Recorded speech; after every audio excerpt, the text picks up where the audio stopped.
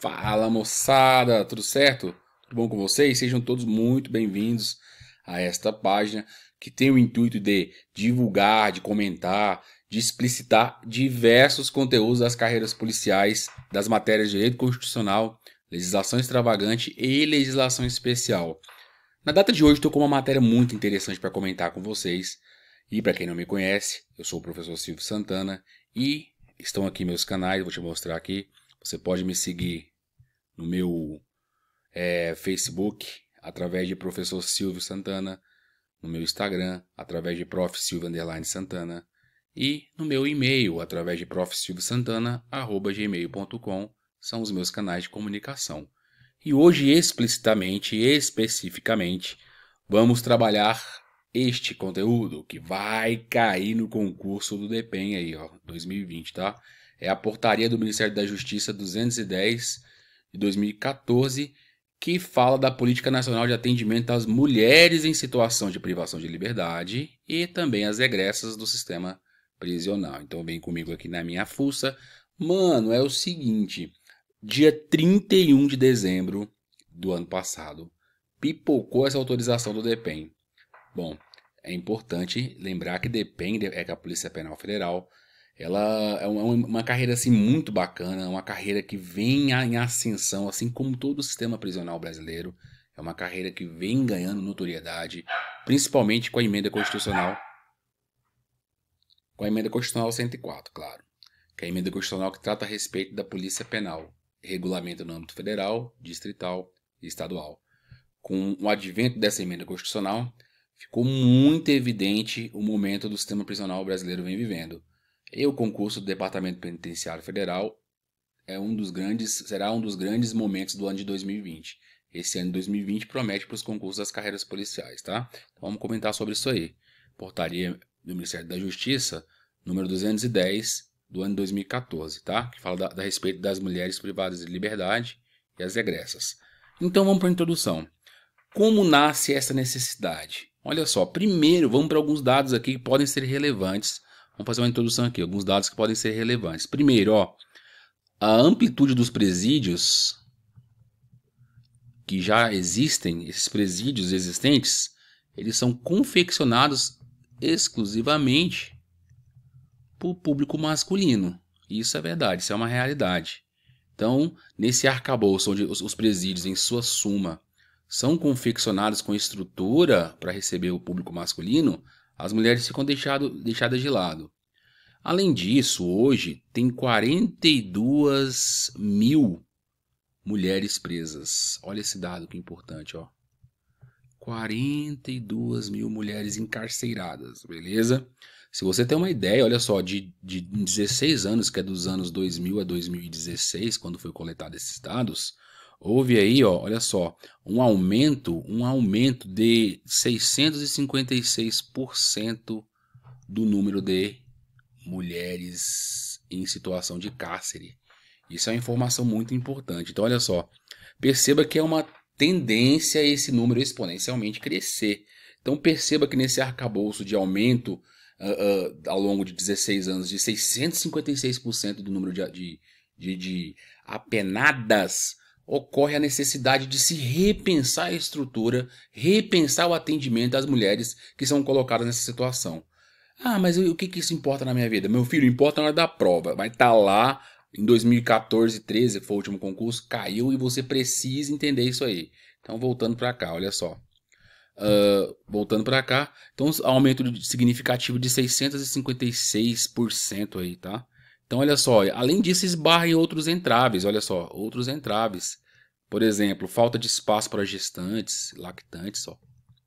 Falta de espaço, que era para ser um dia, tá? Deixa eu melhorar isso aqui para você, meu amiguinho. Vou achar aqui a plataforma, né? Que beleza, cliquei em tudo menos falta de espaço, vai ficar assim mesmo, para gestantes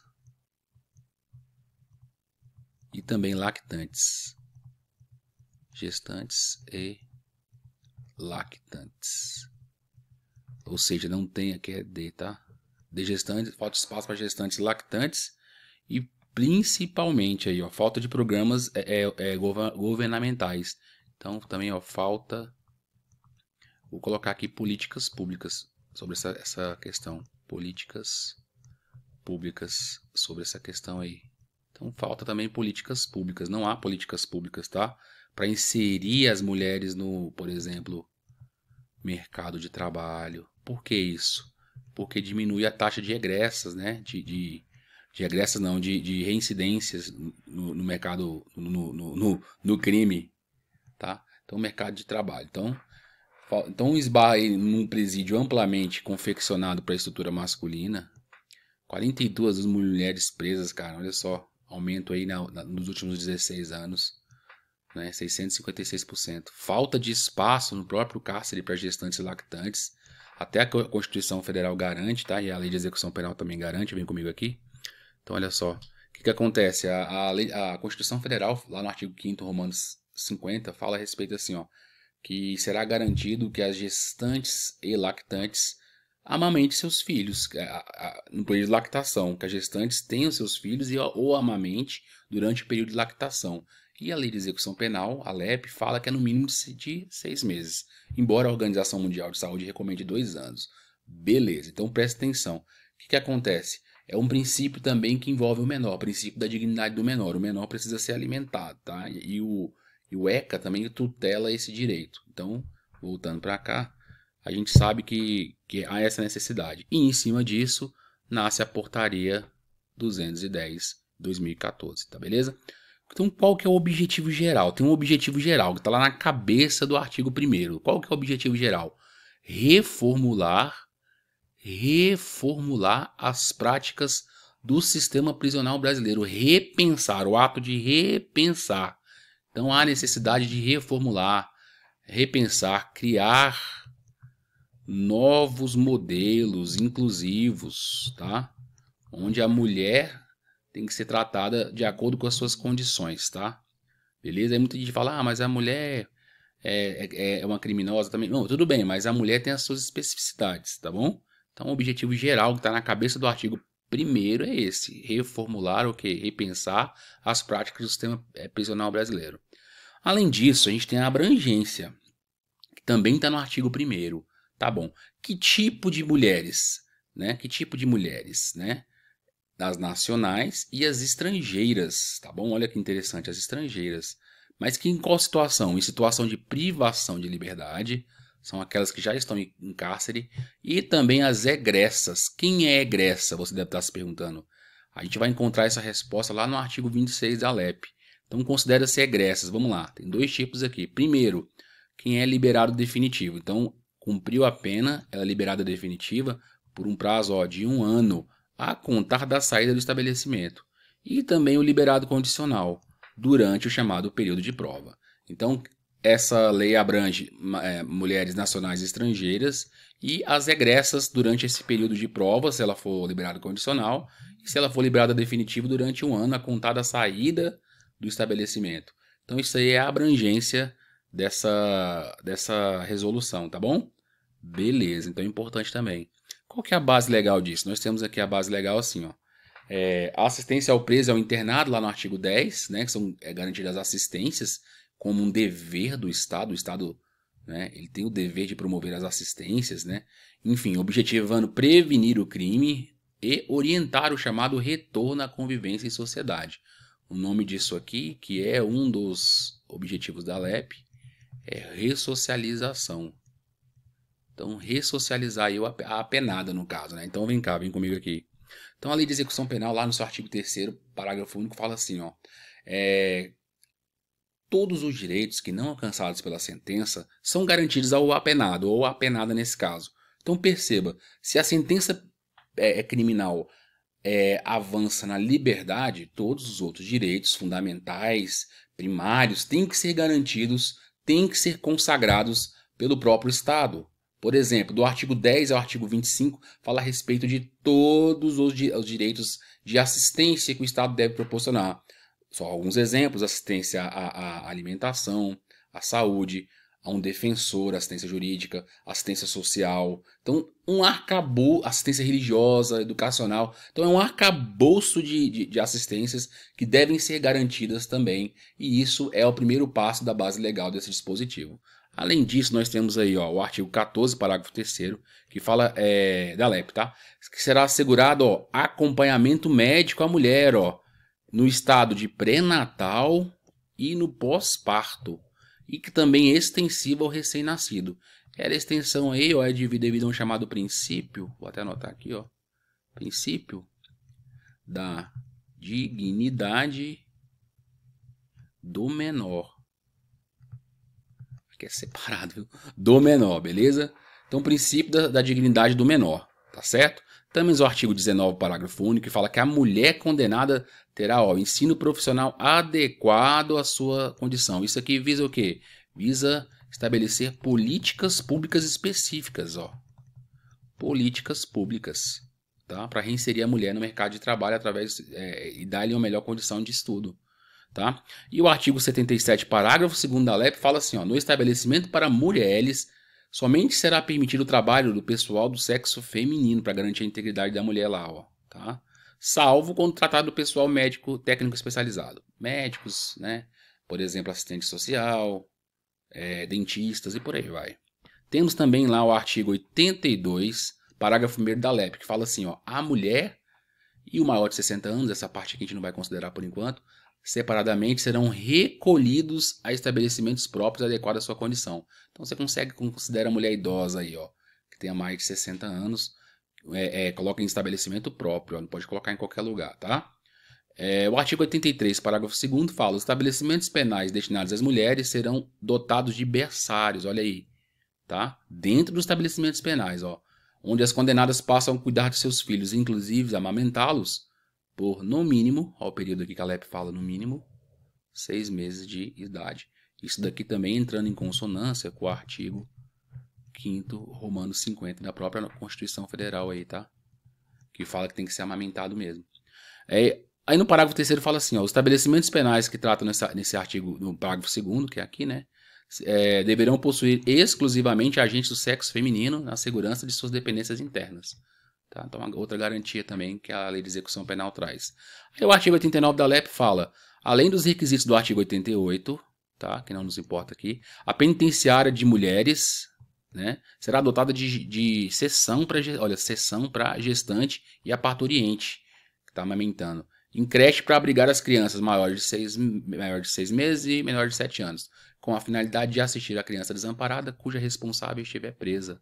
Tá? Então perceba esse arcabouço aqui de bases legais, de garantias através de leis, principalmente a LEP, que ocorre o seguinte: pensa-se nas especificidades da mulher, como ela é a genitora, é aquela responsável por trazer a vida ao planeta, perpetuar a espécie através da gestação. Então percebe-se um tratamento diferenciado nesse quesito, onde a mulher ela é vista de um prisma diferente, não é para menos, tem que ser assim, tá certo? Então perceba o arcabouço, perceba o espírito dessa resolução aí, tá? Dessa portaria, melhor dizendo.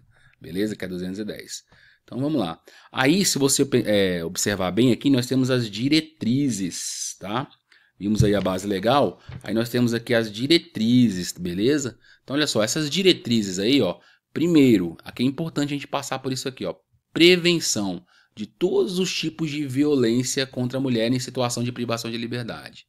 Então isso pode cair em prova, perceba, prevenção, né, em cumprimento aos instrumentos nacionais e internacionais. Veja, instrumentos nacionais e internacionais que é retificado pelo Estado brasileiro, tá certo? Então prevenção, tá certo? 2, fortalecimento da atuação conjunta e articulada.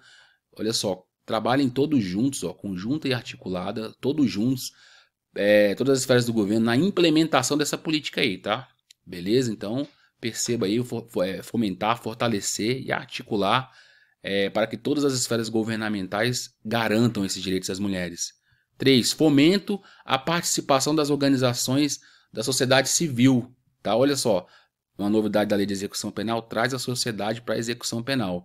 Então, obviamente, eu vou anotar aqui em cima, o Estado é responsável?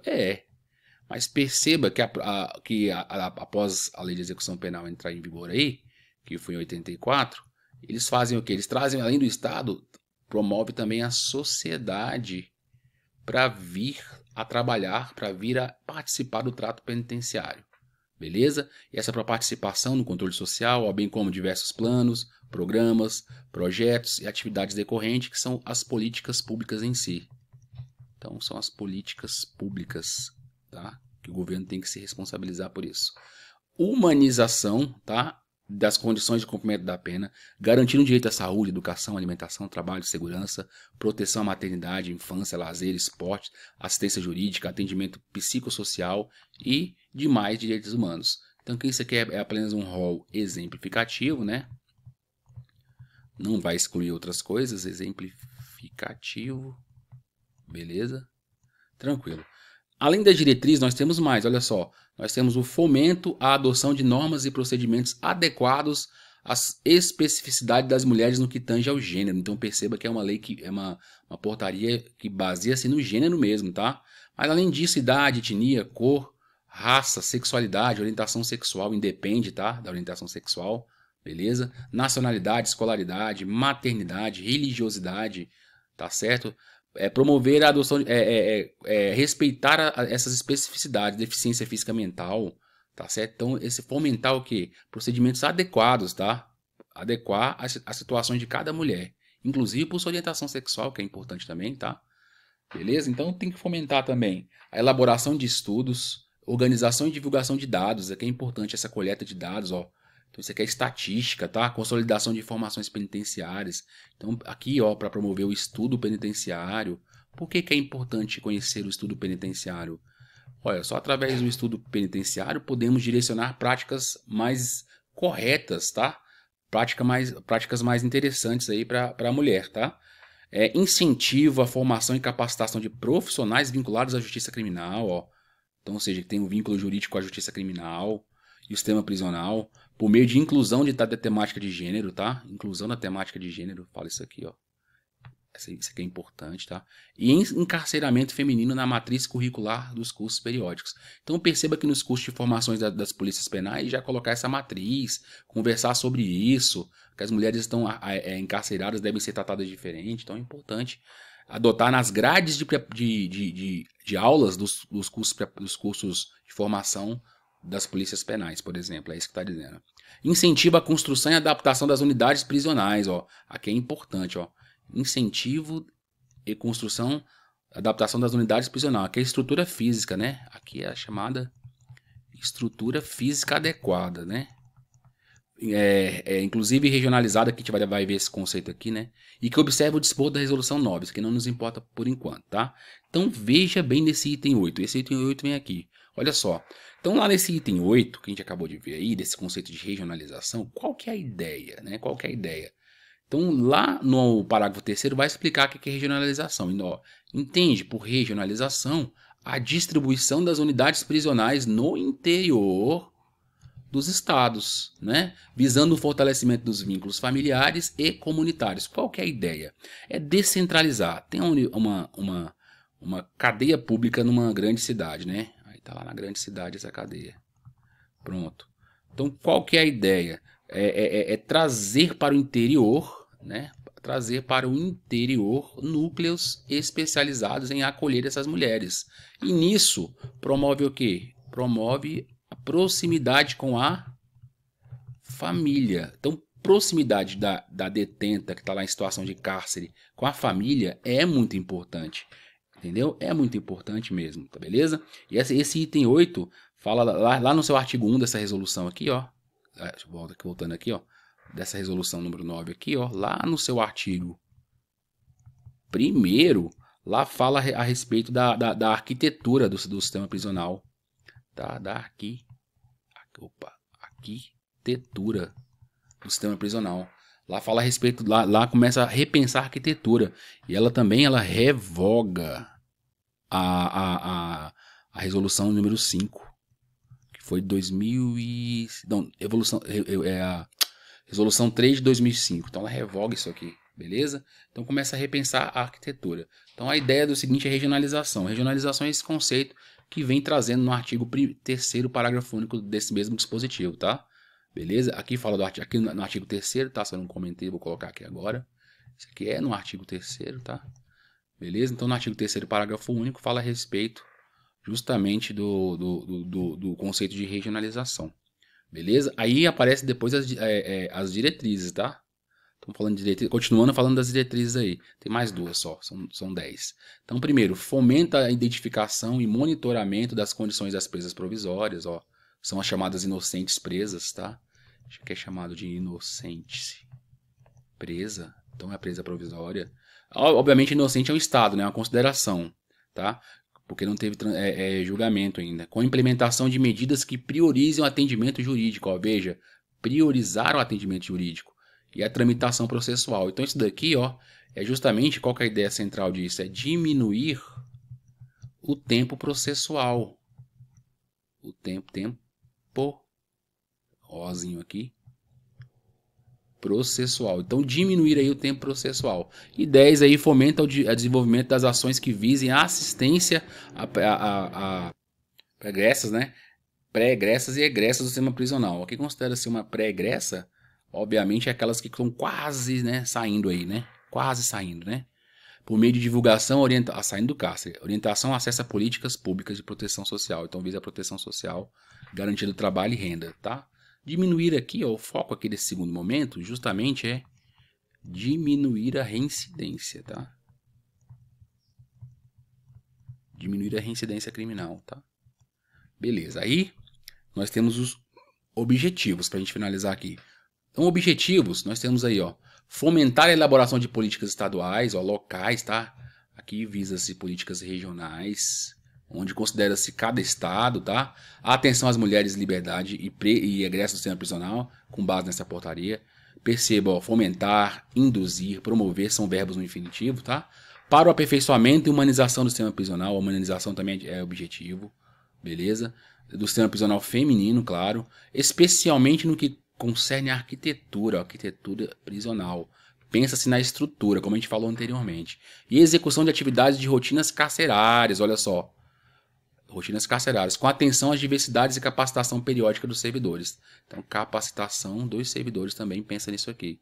Então, trazer uma diferenciação na rotina penitenciária. Não considerar a penitenciária feminina igual à masculina. 3. Promover e pactuar e incentivar ações integradas. Aqui de novo, aqui, ó. Ações integradas e intersessoriais visando a complementação e o acesso aos direitos fundamentais previstos nessa Constituição Federal e Lei de Execução Penal, voltadas às mulheres privadas de liberdade e seus núcleos familiares, de novo a família aqui como parte da ressocialização, tá certo? Trazer a família para próxima à presa, à penada. Além disso, nós temos aí como objetivo aprimorar a qualidade dos dados, de novo, ó, é objetivo os dados constantes, retroalimentar esse sistema para empregar melhor as políticas públicas, né? Banco de dados, sistema prisional, contemplando a perspectiva de gênero, ó, sempre isso, tá? Gênero feminino. Então, para que a ideia desses dados? Para que a ideia? Então, imagina aí, ó, tem que alimentar o sistema. Alimentar o sistema. Mas que sistema é esse? Sistema de coleta de dados. Para quê? Para melhor aproveitamento das políticas públicas. Então, é essa a ideia. Então, melhor aproveitamento das políticas públicas. Tá? Políticas públicas. Tá meio ruimzão aí, mas vamos embora. Que é o públicas, beleza? E fomentar e desenvolver pesquisa e estudos relativos ao encarceramento. Obviamente, esse estudo precisa desses dados, né? Então, realizar estudos normatizando o encarceramento, beleza? Então vem comigo aqui. Perceba que nesse primeiro momento ocorrem os objetivos e as diretrizes. Aí eu observei que depois a gente vai resolver algumas questões de prova nas aulas que virão. Aí vocês vão observar como é que isso cai. Possivelmente CESP? Não sei, possivelmente, né? Então a gente vai observar como é que cai isso, como é que é cobrado isso aqui, tá? Então, nessa primeira aula é isso, a gente vai comentar sobre isso, só para você ter uma ideia como é que a gente vai disponibilizando esse material aqui, beleza? Fiquem todos tranquilos, fiquem todos bem, a gente vai ficando por aqui e até a próxima. Valeu, galera, aquele abraço.